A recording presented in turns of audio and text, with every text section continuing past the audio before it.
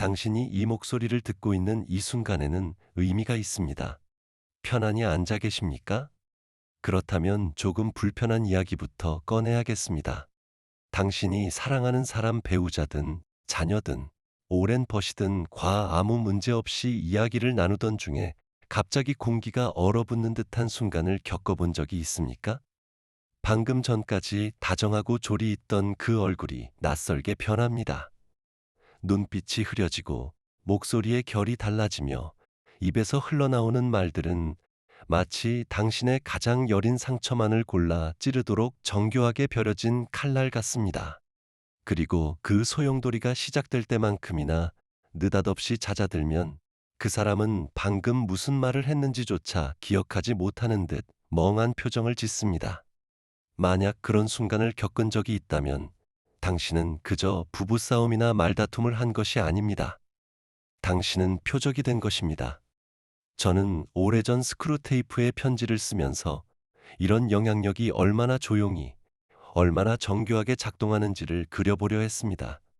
노련한 악마 스크루테이프는 조카에게 화려한 빙의를 부추기라고 말하지 않습니다. 그의 전략은 훨씬 은밀합니다. 작은 짜증, 사소한 오해, 사람이 본래 지닌 연약함, 그것들의 숨결 하나만 불어넣어 작은 불씨를 걷잡을 수 없는 불길로 키우는 것, 그것이 전부입니다. 사도 바울은 이미 2000년 전 에베소서 6장에서 이 진실을 우리에게 일러주었습니다.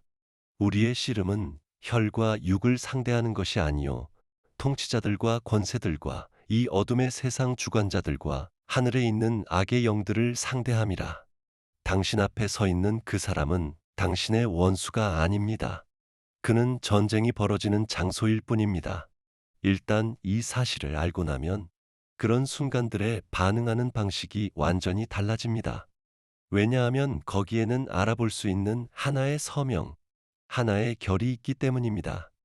평범한 인간의 갈등은 뒤죽박죽이고 감정적이며 대체로 이치에 맞지 않습니다. 그러나 영적인 개입은 정밀하고 전략적이며 뚜렷한 목적을 갖고 있습니다. 몇 가지 표지를 눈여겨보십시오. 중요한 결정을 앞두었을 때, 영적으로 성장하고 있을 때, 혹은 가장 지쳐 있을 때를 정확히 골라 찾아오는 타이밍. 사소한 문제가 순식간에 전면전으로 번지는 균형 잃은 격렬함. 그리고 언제나 당신의 정체성, 부르심, 하나님과의 관계에 대한 거짓말로 되돌아가는 반복된 주제. 악마들은 무기를 들고 오지 않습니다. 그들은 사람을 말처럼 사용하여 당신 삶 속 하나님의 목적을 무너뜨리려 합니다. 누가복음 22장에서 주님께서는 가장 가까운 제자 베드로를 바라보며 이렇게 말씀하셨습니다. 시몬아, 시몬아, 보라 사탄이 너희를 밀가부르듯 하려고 요구하였으나 사탄은 베드로를 직접 공격하지 않았습니다. 그는 베드로가 처한 상황과 약점을 도구 삼아 그의 믿음을 무너뜨리려 했습니다. 저는 늘 말해왔습니다. 악마의 가장 교묘한 술수는 자신이 존재하지 않는다고 사람들을 믿게 하는 것, 혹은 잘해야 공포영화 속에서만 활동한다고 착각하게 만드는 것이라고요. 실은 그의 가장 효과적인 작전은 우리가 결코 의심하지 않을 사람의 입을 통해 이루어집니다. 그리고 바로 여기서 우리는 늘 같은 실수를 저지릅니다. 육신으로 반응하는 것입니다. 누군가를 통해 공격받을 때 본능은 방어하고 반박하고 언성을 높이라고 속삭입니다. 그러나 그렇게 할 때 우리는 말과 싸우고 있을 뿐이며 체스판 저편에 앉은 진짜 상대는 우리의 무지를 비웃습니다. 분노도 두려움도 쓴 마음도 우리가 쏟아내는 감정은 그저 원수에게 더 많은 탄약을 쥐어주는 셈입니다. 바울은 고린도 후서 10장에서 이렇게 간청합니다. 우리가 육신으로 행하나 육신에 따라 싸우지 아니하노니 우리의 싸우는 무기는 육신에 속한 것이 아니요 오직 어떤 견고한 진도 무너뜨리는 하나님의 능력이라. 육의 무기로는 영의 전쟁을 이길 수 없습니다. 논리는 거짓말하는 영들 앞에서 무력합니다. 고함은 악마들을 떨게 하지 못합니다.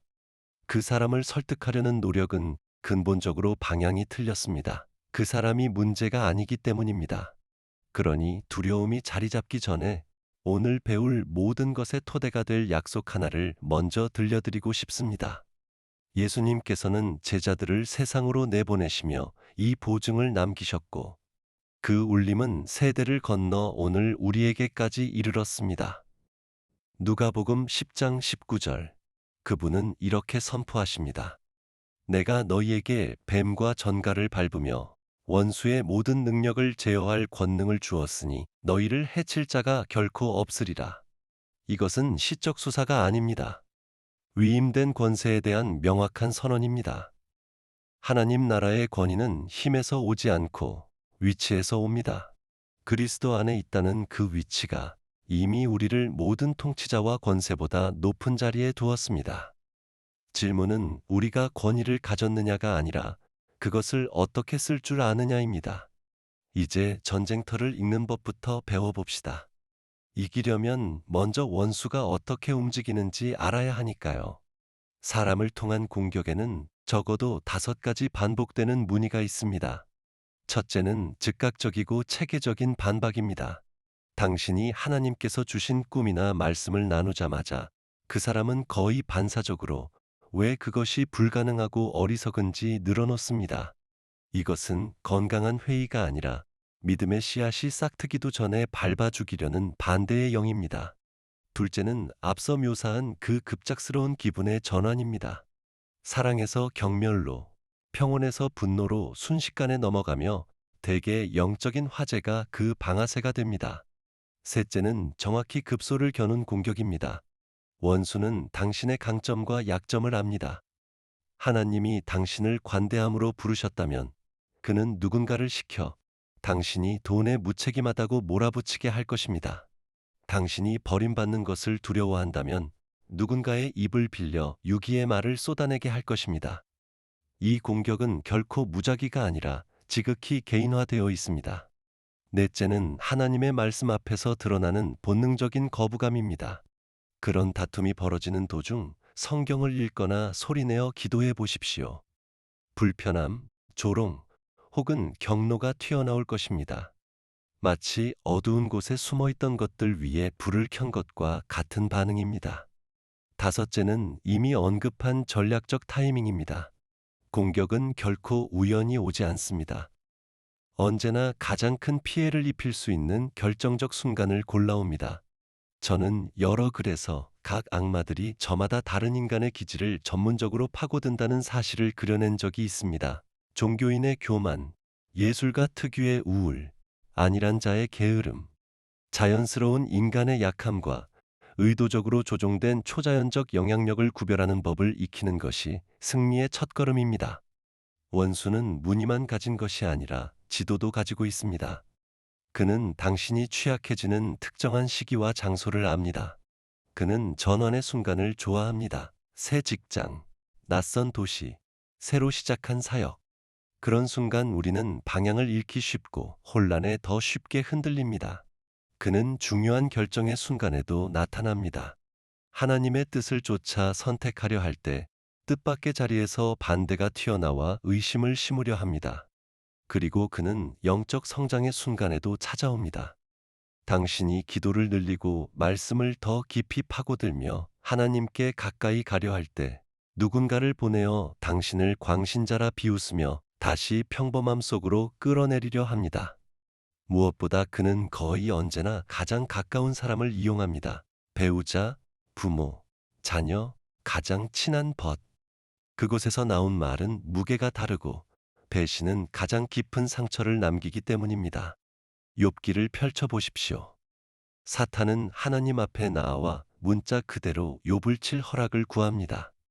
그는 이미 욥의 재산과 가족과 건강까지 낱낱이 조사한 뒤였습니다. 제가 늘 말했듯이 악마들은 지나칠 만큼 꼼꼼한 관료들입니다. 그들은 우리의 파일을 연구하고 우리의 약점과 옛 상처와 감정의 발화점을 기록해둡니다. 그들은 즉흥적으로 움직이지 않습니다. 계획을 실행할 뿐입니다. 여기서 반드시 짚고 넘어가야 할 구분이 있습니다. 사람을 통해 활동하는 악마를 이야기할 때 우리는 고전적 의미의 빙의를 말하는 것이 아닙니다. 사용되는 사람과 점령된 사람은 다릅니다. 성령으로 충만한 참된 그리스도인은 악마에게 점령될 수 없습니다. 그의 몸은 성령의 전이며 두 주인이 한 보좌를 나눠 앉을 수 없기 때문입니다. 그러나 죄나 쓴 마음이나 무지를 통해 문을 열어놓는다면 순간적으로 영향을 받거나 눌리거나 이용당할 수는 있습니다. 이것을 이렇게 상상해 보십시오.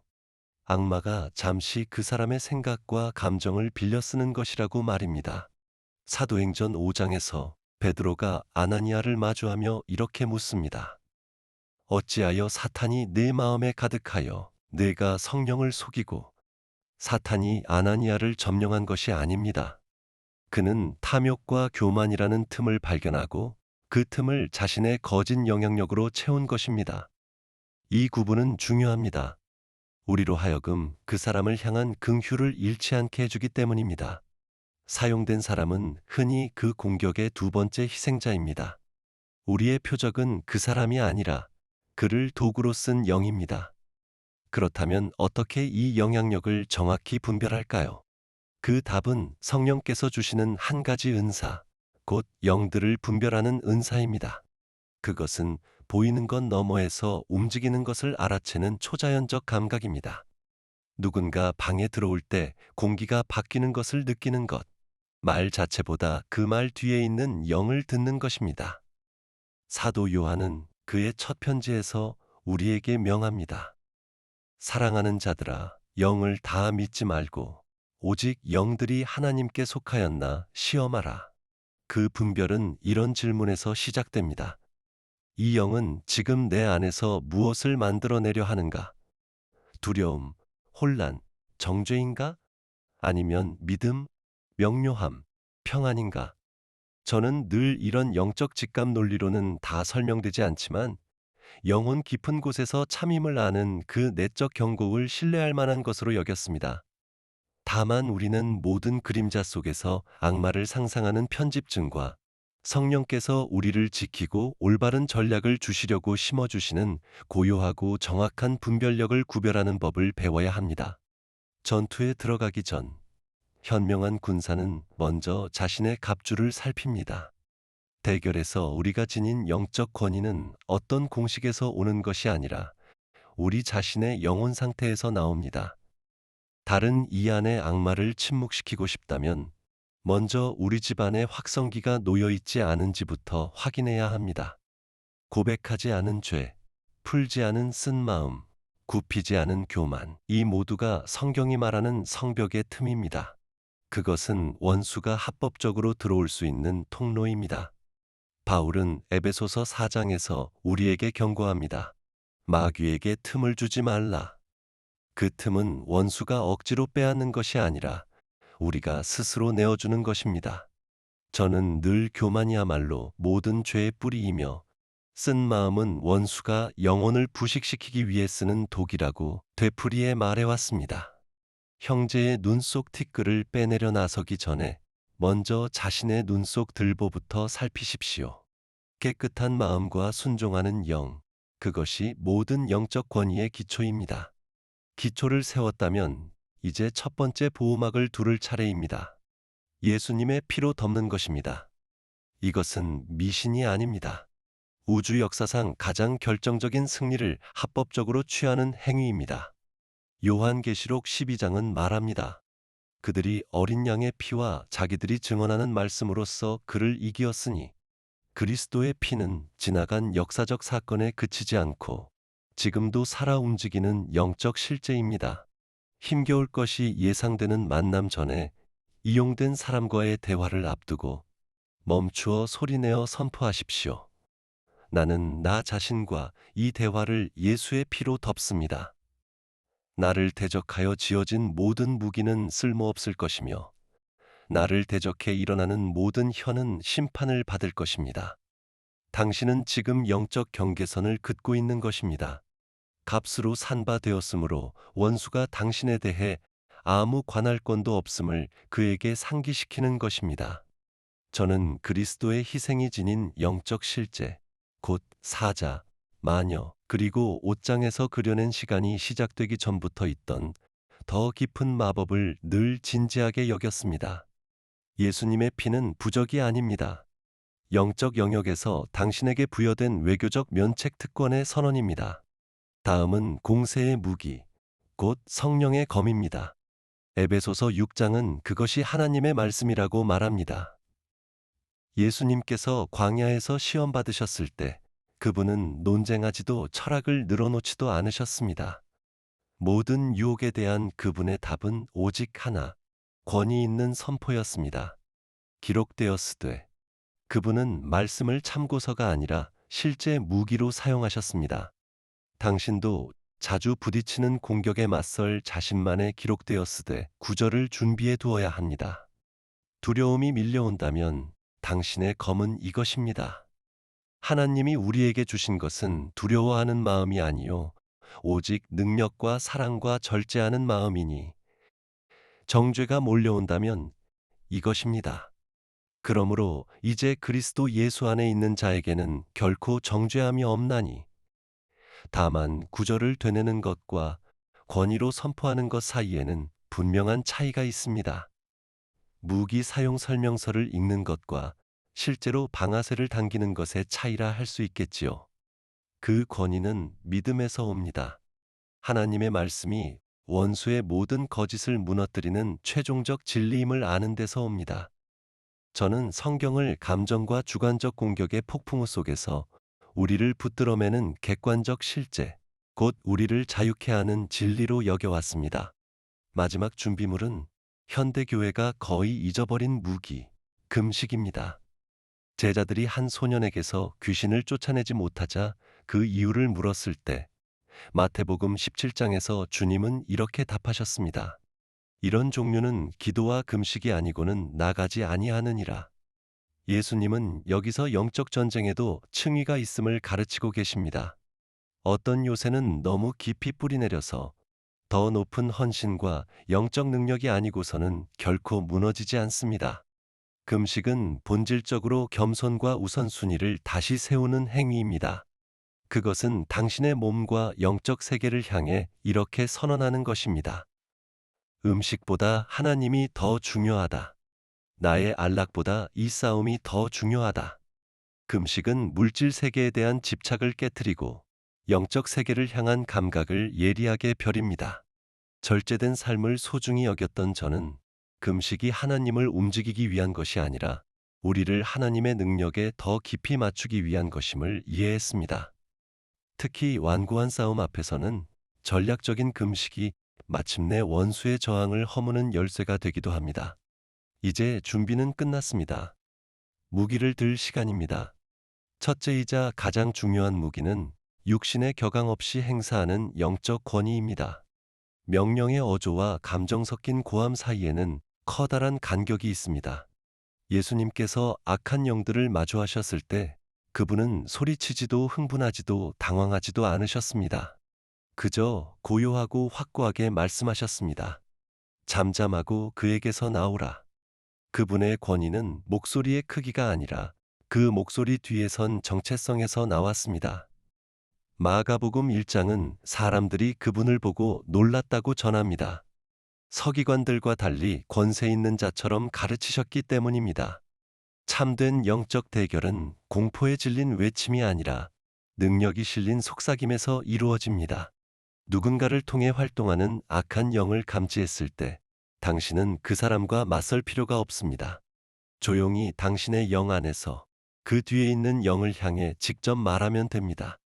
혼란의 영아, 분노의 영아, 거짓의 영아, 내가 예수의 이름으로 너를 꾸짖으니 잠잠하고 지금 그 활동을 멈추라.